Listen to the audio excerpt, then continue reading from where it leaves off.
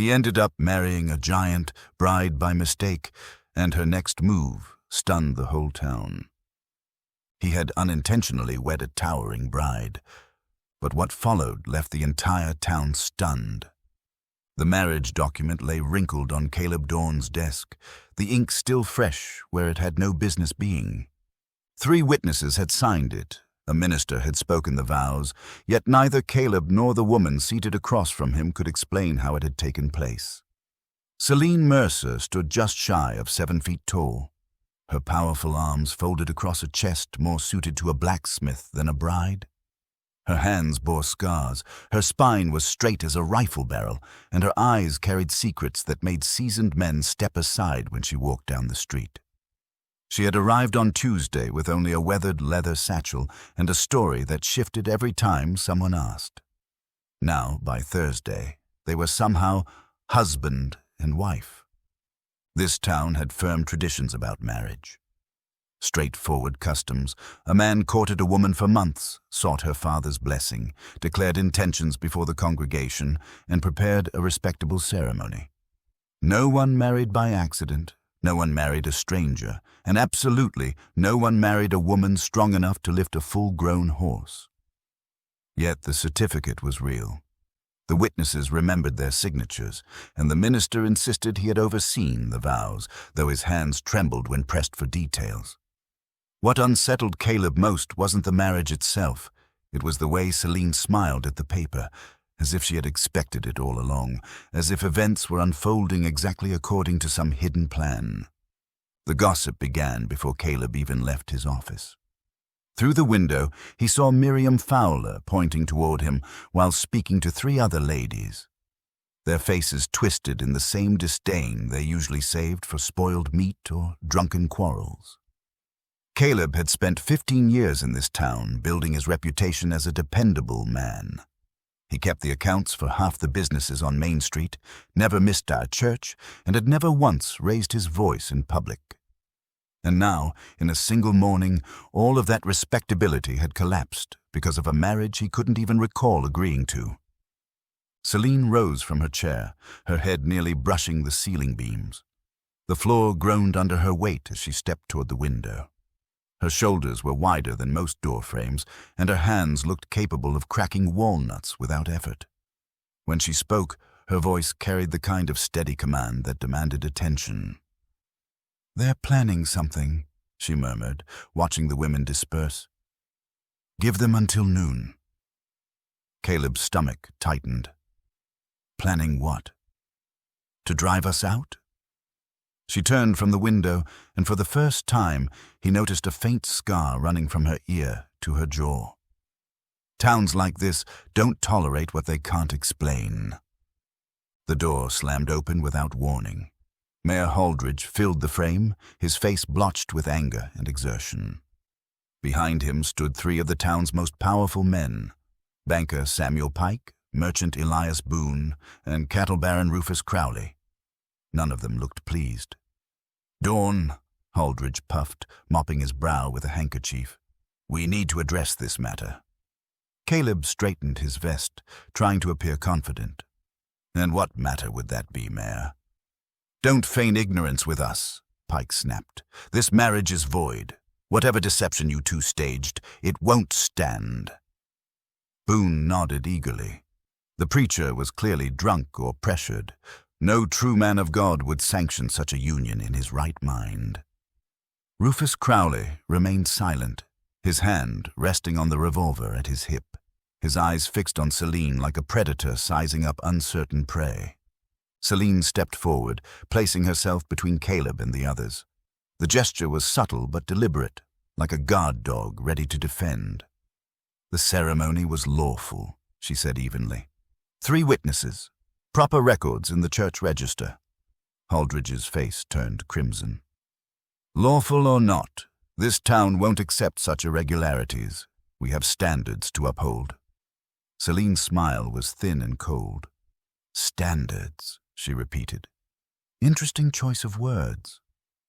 The way she spoke made every man in the room stiffen, as though she knew something about their standards they didn't want revealed. Silence stretched taut as wire. Crowley's fingers twitched near his revolver, but something in Celine's stance made him hesitate. She was utterly still, yet every muscle looked coiled for action. Mayor Holdridge cleared his throat, trying to reclaim control.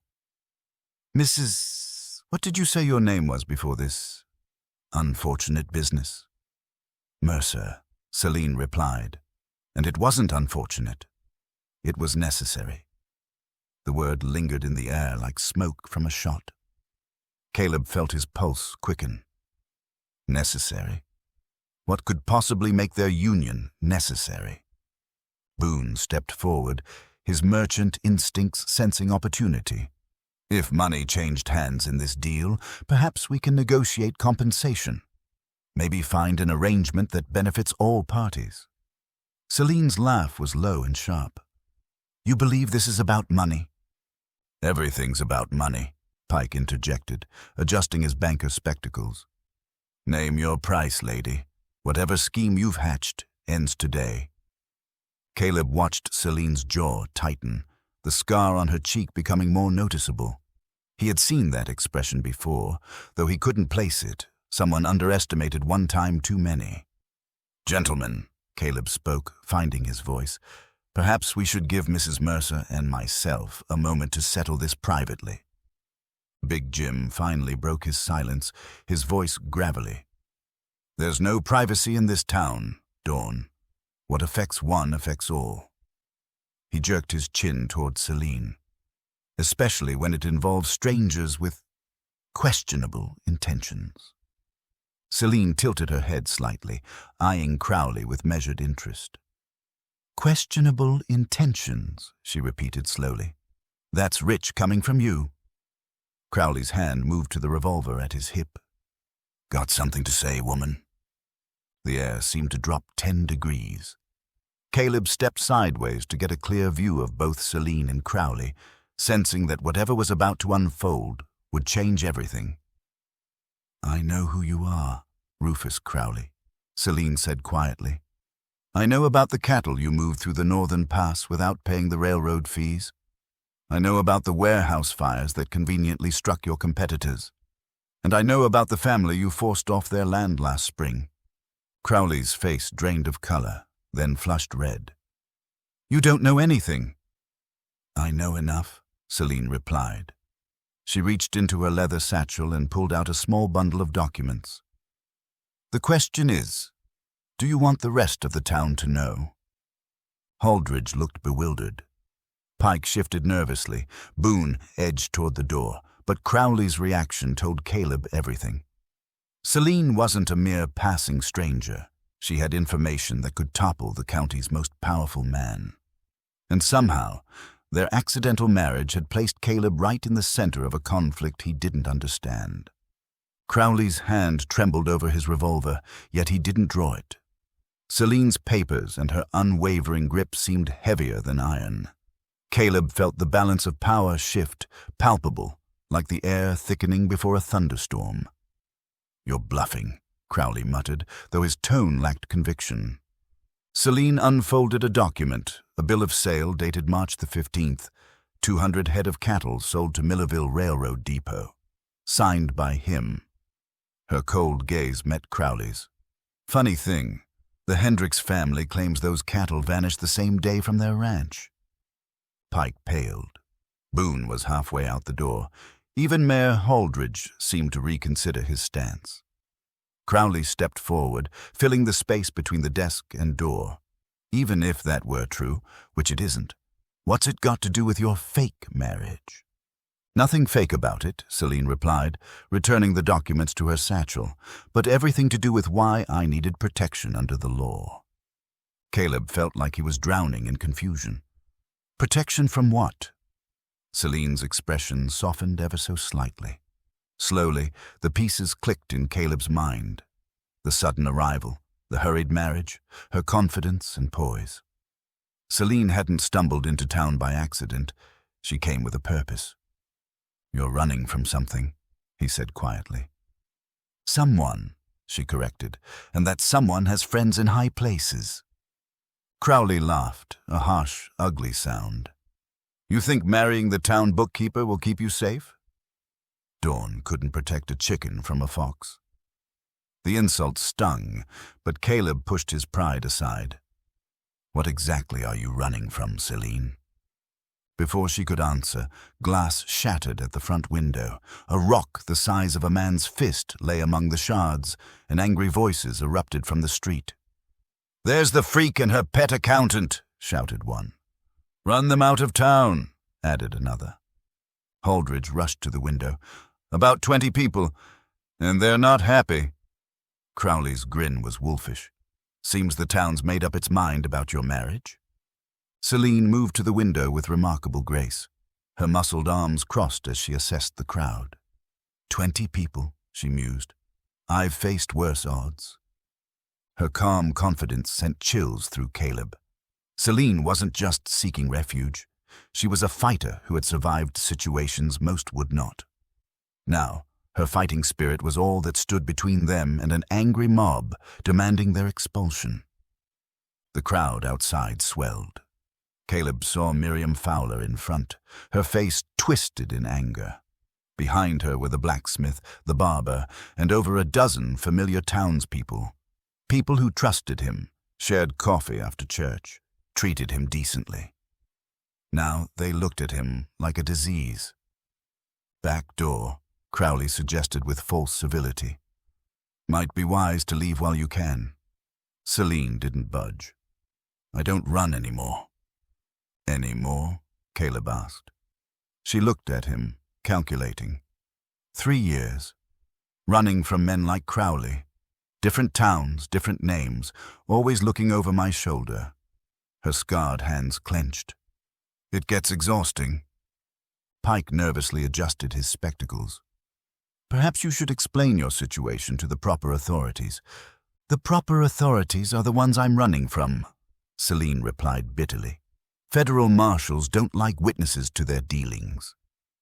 The word federal hit the room like a hammer. Holdridge recoiled. Boone went pale. Even Crowley paused, reconsidering his bravado. Caleb felt his world tipping even further off balance. Federal marshals. 3 of them. Celine spoke quietly. Morrison took payments to overlook certain cattle operations moving stolen livestock across territorial lines. I was working for the railroad's investigative division, gathering evidence. Crowley's hand shifted away from his gun entirely. "You're a railroad detective?" Celine turned from the window, facing them all. "Until I collected too much evidence on the wrong people." The crowd outside had started chanting something Caleb couldn't fully discern, but the tone was unmistakably hostile. Another rock struck the door with a solid thud. "So you came here," Caleb said, realization dawning, "and married me for legal protection."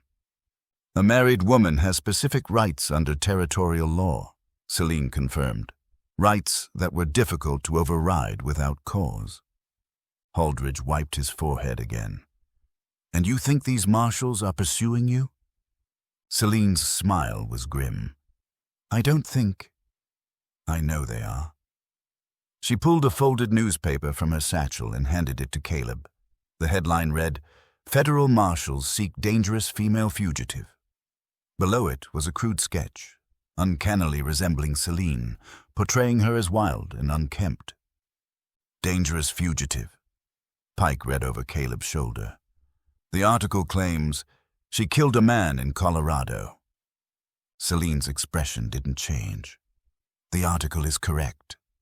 The admission hung in the air like smoke from a gunshot. Outside, the crowd's chanting rose to a discernible threat. "Burn them out! Burn them out!" Caleb could feel the room's tension suffocating. Crowley stepped back toward the door. Pike fumbled with his glasses, and Holdridge looked pale, but Caleb studied Celine's face, searching for evidence of the killer she claimed to be. "All I saw was exhaustion," Celine said quietly, as if reading his thoughts. "Self-defense." "Marshal Davies tried to kill me when he discovered I had documented his dealings with cattle thieves." He drew first. "You shot a federal marshal?" Boone whispered from the doorway. "I shot a corrupt man about to murder me," Celine said evenly. Her voice betrayed no emotion, though her hands trembled slightly. That he wore a badge only made it more serious. The smell of smoke drifted through the broken window. Caleb glanced outside. Someone held a lit torch. The mob had swelled to at least 30, their chants pulsing like a war cry. "They're actually going to burn us out," he murmured in disbelief. Crowley pushed past the others toward the door. "This is your problem now. Dawn, I want no part in harboring a fugitive." "Harboring?" Celine stepped directly into Crowley's path, her imposing frame blocking him. Interesting choice of words for someone who's been hiding stolen cattle for 3 years. Crowley's face flushed red. "You have no proof." Celine reached into her satchel again, pulling out a small leather journal. 47 documented transactions, dates, locations, brand changes, buyer details, including the Hendricks cattle moved last month. "Give me that!" Crowley lunged for the journal. Celine sidestepped with surprising agility for her size, sending him stumbling into the desk. The journal stayed firmly in her hands. "The journal stays with me." Insurance policy.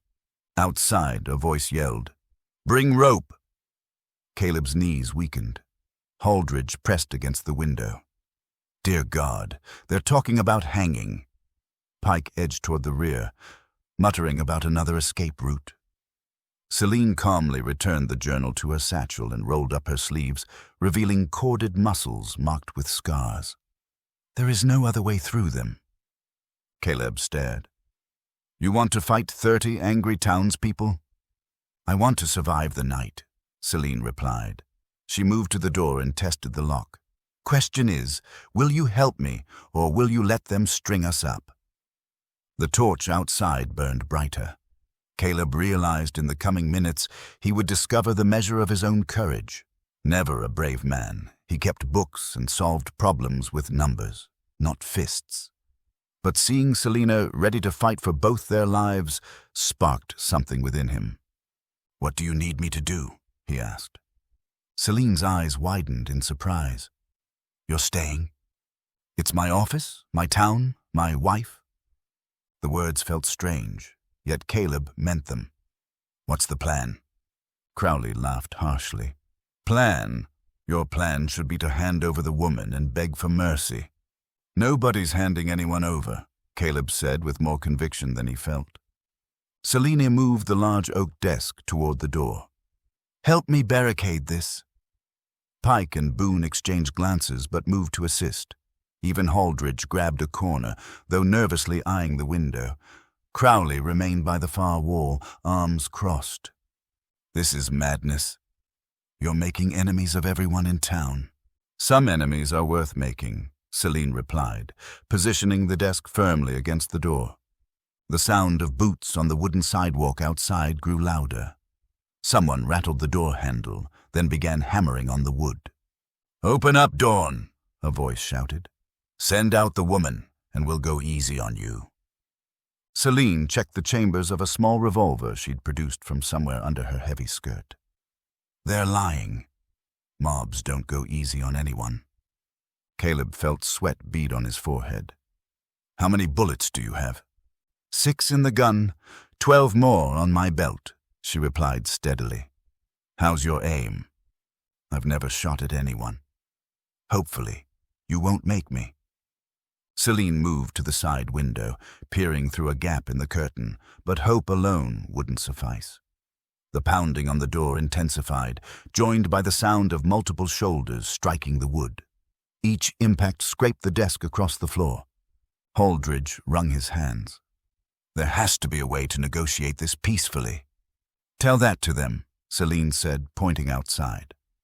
Caleb joined her at the window and instantly regretted it. The crowd had swelled to at least 40, many wielding improvised weapons. But what froze his blood was the sight of 3 men on horseback at the mob's edge. Federal marshals. "They found you," he whispered. Celine followed his gaze, her face hardening. Davies's partners, Marshal Cooper, Marshal Kane, and Marshal Torres. "They've been tracking me for 6 months," she said. Maybe if you surrender to them, Pike suggested desperately, they'll call off the mob. Celine's laugh was bitter. Surrender to them? They're not here to arrest me. They're here to finish what Davies started. Crowley pushed away from the wall, suddenly interested. What exactly did Davies start? Celine turned from the window, her expression grim. He started a war. And tonight it ends one way or another. Outside, one of the marshals called over the mob's noise. Celine Mercer, Caleb Dorn, you're surrounded. Come out peacefully, and no one else gets hurt. But the way he said it made Caleb certain peaceful wasn't in their minds. The voice echoed again, but Celine only smiled, a cold, unsettling expression. Marshal Cooper always was impatient, she said, moving from the window. That's going to be his downfall. She opened her leather satchel and pulled out not only the journal, but a thick stack of official documents. Caleb, does this town have a telegraph office? Yes, across the street, he said, gesturing helplessly at the mob. We don't need it, she said. She spread the papers across his desk. I sent the telegrams yesterday. Crowley stepped closer, squinting. What telegrams? To the territorial governor, the federal prosecutor in Denver, and the railroad's head of security. Celine's scarred fingers traced official seals and signatures. Full documentation of the cattle theft operation, Davies's murder of 3 witnesses, and the corruption of his partners. Pike picked up a paper, scanning quickly. These are federal indictments signed by a judge. Judge Harrison in Denver, Celine confirmed. He's been investigating Marshal corruption for 8 months. I was his inside source. The pounding on the door stopped suddenly. Outside, heated arguing erupted. Holdridge peeked through the curtain. The marshals are shouting at each other. Celine checked her pocket watch. Right on schedule. The governor's response arrived by telegraph. Caleb stared in amazement. You planned this entire confrontation? Not the mob, she admitted. The marshals. I needed them to come after me publicly, in front of witnesses. Now they can't make me disappear quietly. Crowley went pale. What about my business dealings? Celine produced another document. Testimony from 12 ranchers whose cattle he stole, plus railroad records of illegal sales. You're finished, Crowley. The arguing outside intensified. Someone yelled, What's happening? Why are we waiting? Through the window, Caleb saw Cooper frantically writing, Kane pacing, and Torres glancing toward the hills as if expecting backup. They're realizing they walked into a trap, Celine said with satisfaction. Pike set down the indictments. But what about the marriage? How did it actually happen? Selena's expression softened slightly. I needed a legal witness who couldn't be intimidated or bribed. Someone with a reputation for honesty. She looked at Caleb. I researched you for 2 weeks before coming here. You drugged the preacher, Caleb realized, a mild sedative in his evening coffee. Just enough to confuse him about the details, but not enough to invalidate the ceremony. Celine's voice carried a note of apology. I needed the marriage to be real, legally binding. And I chose you because you're the one honest man in town who keeps records of everything. She gestured at his filing cabinets.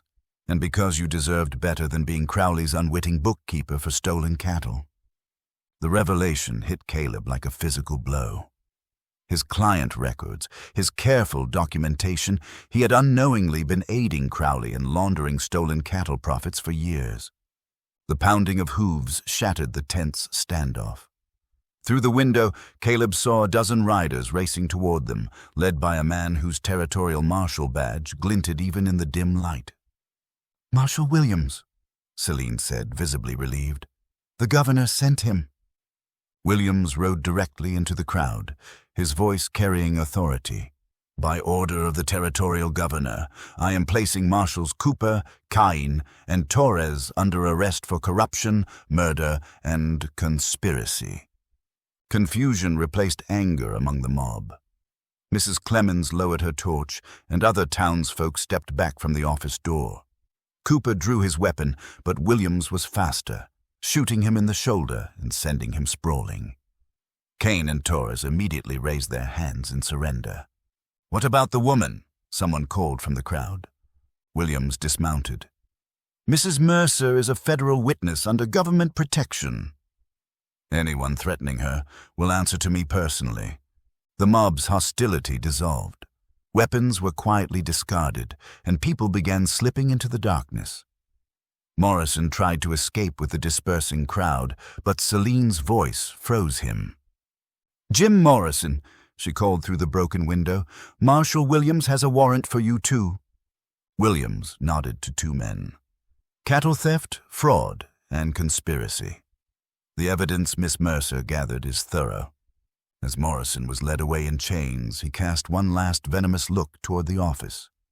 "This isn't over, Dawn." "Yes, it is," Caleb replied, and meant it. Once the street cleared, Williams knocked politely on the door. Caleb and Celine moved the desk to let him in. "Miss Mercer," Williams said, touching his hat, "the governor thanks you for your service." "The cattle theft ring has been completely dismantled." "It's Mrs. Mercer now," Celine corrected quietly. Williams raised his eyebrows. "I heard about the marriage." "Was that part of the investigation?" Caleb stepped closer, a protective gesture he didn't expect. "It started as part of the investigation. But it doesn't have to end there." Celine studied his face. "You want to stay married? Even knowing what I am?" "I know exactly what you are," Caleb said firmly. "Someone who risked everything to do what's right. Stronger and braver than anyone in this town. Someone I'd be honored to build a real life with."